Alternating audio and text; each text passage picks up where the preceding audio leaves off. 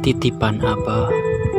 Ingat sobat, urang di dunya hirup ngansa kedeng, ngansa ukur 60 atawa 70. Eta waktu teh asa sakedeng lamun urang ngalakukeunna teu bari ridho ka Allah Subhanahu wa taala.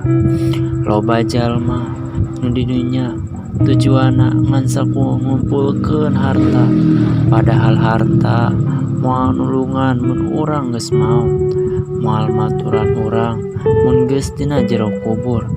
Loba jalma nu ngira kabahagiaanna tina harta, padahal harta mansa ukur titipan amanah ti Allah Subhanahu wa taala.